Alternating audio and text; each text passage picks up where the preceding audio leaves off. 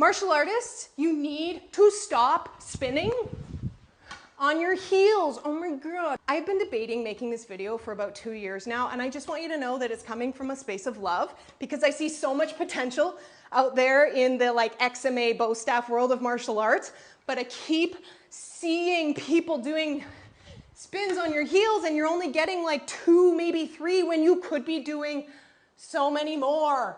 Let me help you, please. Let me help you. So there's going to be 3 things that we're going to think of while we're turning. Number 1 is our weight distribution. Number 2 is body positioning. Number 3 is spotting.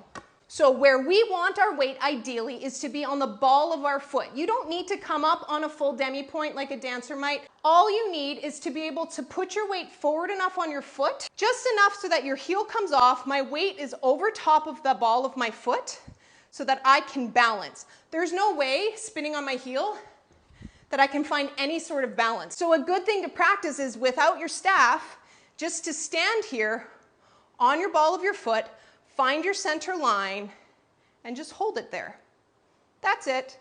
The longer you can balance here, the more times you can turn under your staff. Number 2 is our body position. So if you're trying to turn with all of your limbs all over the place, it may be an aesthetic, artistic choice, you do you. If you want the tightest turn possible, the fastest turn possible, you're gonna need to condense your body again into the center vertical axis of your body. So I like to put my arms either down here, sometimes I wrap them, you could put them on your hips, you could cross them across your chest, whatever feels good to you, just as long as they're not floating out here, because again, that's gonna take you off balance and it's gonna slow you down around the circle. The second thing is, where do we put our feet? So where I'm gonna put it is I'm gonna suck my leg right into my ankle and I'm gonna push it in. So I'm actively pushing in with my ankle, and that's gonna allow me to find better balance and better connectivity to the center line. And the next thing we need to talk about is spotting. I need to know where I am at all times. So I'm gonna look at my stick, which is gonna be around here. So I'm gonna practice leaving my head and snapping my head back around every turn. I want you to practice your turns without your stick, and I want you to practice them in each single interval. So you're gonna start with 1.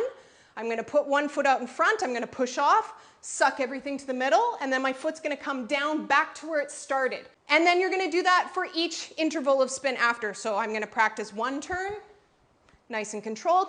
Then I'm gonna practice 2 spins, nice and controlled, I was a little bit forward there. Then I'm gonna practice 3. Woo. And then once you've drilled those spins without your stick, you feel pretty comfortable with them, you can do whatever release you want. I'm just gonna do a thumb flip, but I'm just gonna do toss, 1 spin catch. You can add extra fancy catches like later on. Then I'm gonna move on to 2 spins. And then maybe if I'm feeling a little lucky and hoping I don't get a migraine from this, we're gonna do 3. That was wild and wacky, but I haven't done 3 spin in a long time. Spinning gives me migraines now, and I'm really dizzy.